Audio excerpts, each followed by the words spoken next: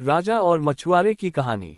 कुछ साल पहले अंग देश पर एक राजा राज करता था। उस राजा के पास एक बेहद खूबसूरत तालाब था जिसमें कई सारी मछलियां हुआ करती थी। उन मछलियों की देखभाल के लिए राजा ने एक मछुआरे को काम पर रखा था। उस मछुआरे का स्वभाव बहुत ही अच्छा था। वह राजा की सभी आज्ञा का पालन करता था। राजा को जब भी मछली खाने का मन करता वह उसी मछुआरे को कहकर अपनी पसंद की मछली मंगवा लेते थे। मछुआरा हर बार उनके लिए बेहद स्वादिष्ट मछली लेकर आता था। एक दिन राजा के मन में यह सवाल आया कि भला हर बार यह इतनी स्वादिष्ट और बढ़िया मछली कैसे पकड़ सकता है। तभी एक दिन राजा को अपने गुप्तचरों से पता चलता है कि मछुआरे को तो मछली पकड़ने आती नहीं है, लेकिन वो फिर भी वह राजा के लिए मछली लेकर आता था। एक दिन राजा ने सोचा कि क्यों न इसकी जांच की जाए कि मछुआरा मछली कैसे पकड़ता है। राजा ने तुरंत दास को आदेश देकर मछुआरे को बुलवाया और कहा, सुनो, आज तुम मेरे लिए तालाब की सबसे बड़ी मछली पकड़ कर ले आओ। मेरा मछली खाने का बहुत मन कर रहा है। राजा के आदेश के बाद मछुआरा मछली पकड़ने के लिए तालाब की ओर चल पड़ता है। राजा भी दबे पांव उसके पीछे चल पड़े।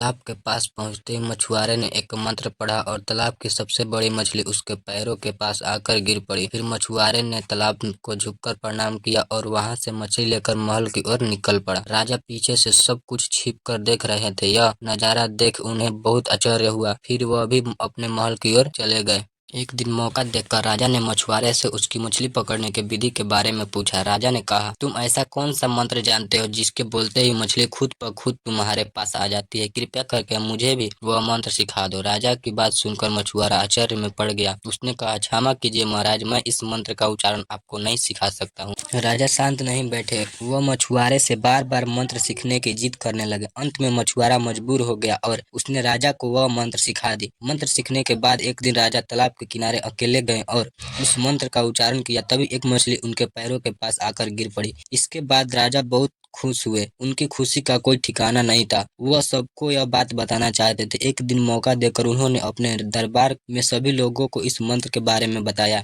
राजा की बात सुनकर सभी बहुत चकित हुए और उन्होंने पूछा कि इस मंत्र के बारे में उन्हें किसने बताया। इस पर राजा ने कहा कि बहुत समय पहले वह एक महान ऋषि से मिले थे। उन्होंने इस मंत्र के बारे में यह जानकारी दी थी।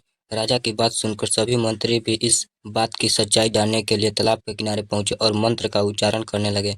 मंत्रियों के द्वारा कई बार मंत्र बोले जाने पर भी मछली तालाब से बाहर नहीं निकले।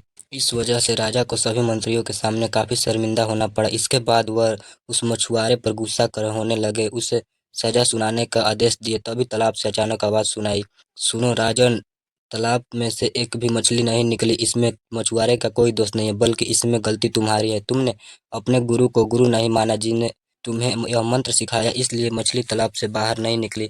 अगर तुम अपने गुरु को स्वीकार करते तो ऐसा नहीं होता। तालाब की बात सुनकर राजा को अपनी गलती का एहसास हुआ।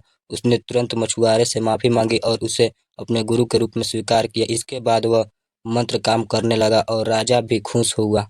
इस कहानी से हमें यह सीख मिलती है कि इंसान को कभी झूठ नहीं बोलना चाहिए और न ही अपने गुरु का अपमान करना चाहिए।